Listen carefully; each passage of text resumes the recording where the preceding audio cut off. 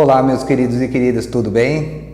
Seguindo a programação do canal, hoje nós vamos falar da medida provisória 750 de 1º de novembro de 2016, que trata da abertura de crédito extraordinário no orçamento da União. Espero que vocês gostem, acompanhem o vídeo.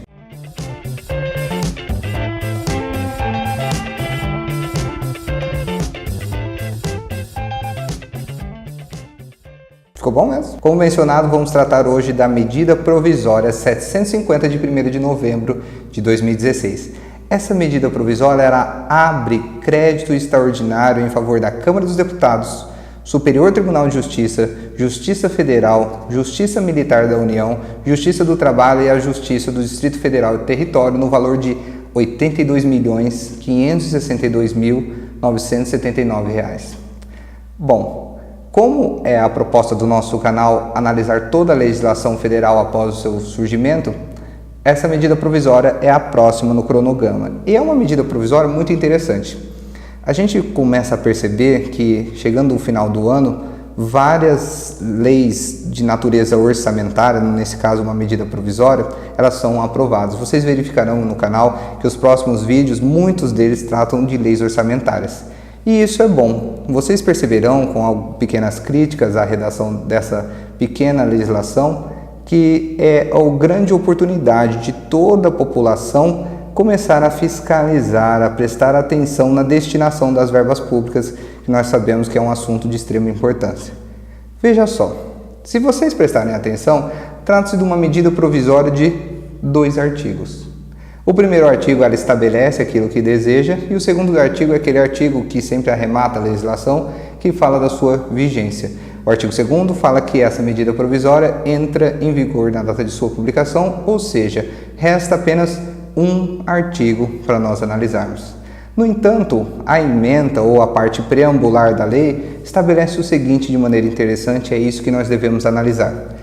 O Presidente da República, no uso da atribuição que lhe confere o artigo 62, que é aquele artigo que regulamenta o instrumento da medida provisória, combinado, e esse é o que nos importa, combinado com o artigo 167, parágrafo 3º da Constituição, está lá no capítulo do Orçamento da União, adota a seguinte medida provisória com força de lei. E qual é o detalhe que nós devemos observar?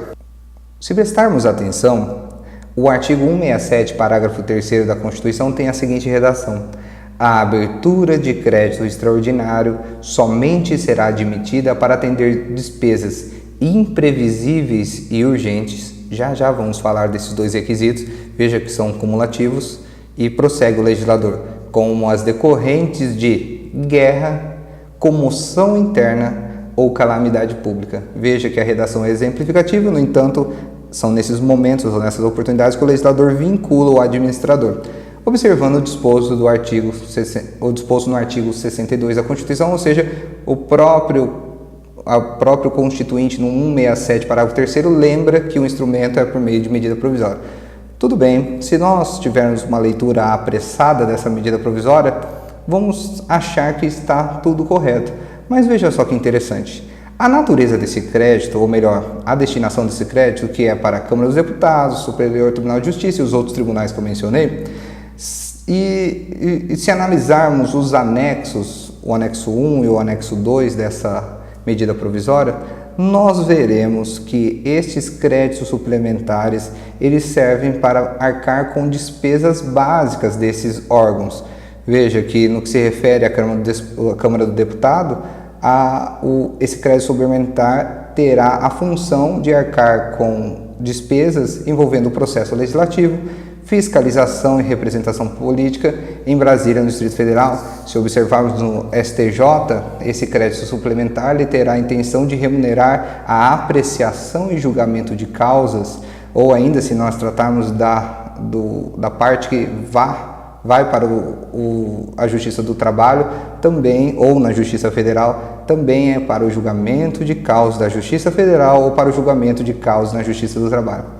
Veja só, essa é uma grande oportunidade para que a população ela passe a prestar atenção nessas leis orçamentárias, nessas legislações que alteram o orçamento, para que possa haver um maior controle. Se observarmos uma leitura um pouco mais atenta, existem já alguns defeitos. Em especial, vejam, se a destinação para esses órgãos é de verbas para funções inerentes ou comuns a esses órgãos, ou seja, a Câmara do Deputado, essa quantia orçamentária é para cobrir despesas envolvendo o processo legislativo, ou para os tribunais era para cobrir despesas envolvendo a apreciação de causas daquele tribunal, veja, de nada imprevisível existe. E nós analisamos que lá no artigo 167, parágrafo 3º da União, ela condiciona esse crédito extraordinário, ou melhor, essa abertura de crédito extraordinário no orçamento da União, ela condiciona a serem previsíveis e urgentes essas despesas. Essas despesas muitas vezes podem ser até imprevistas, mas imprevisíveis não. Ora, a atuação comum do Poder Judiciário ou da Câmara dos Deputados é exatamente essas funções que estão descritas aqui na Câmara dos Deputados, o processo legislativo, fiscalização e representação política, e nos tribunais que foram mencionados exatamente a apreciação das causas que envolvem esses tribunais. Então veja que interessante como existem várias legislações, e vocês perceberão isso com mais presença nos próximos vídeos, que elas vão passando despercebidas por nosso histórico legislativo sem que haja a devida fiscalização da população.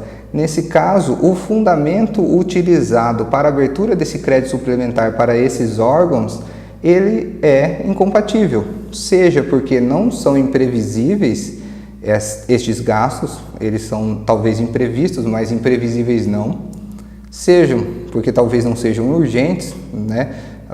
A urgência talvez a gente até entenda.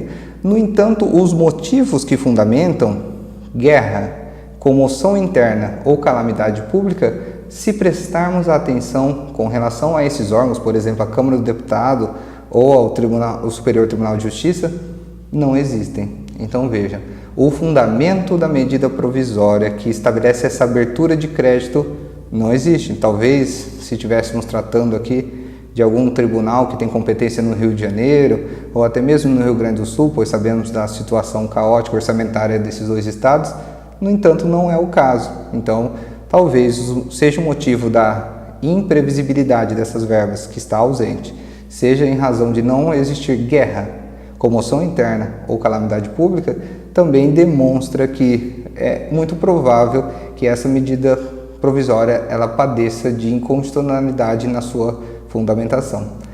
Fica aí, então, para que vocês analisem, para que os órgãos competentes eles apurem essa eventual irregularidade, e eu agradeço vocês terem chegado até aqui nesse vídeo. Se puderem, compartilhem o nosso vídeo para que chegue ao maior número possível de pessoas, deixem um like aí, um grande abraço a todos, até o próximo vídeo.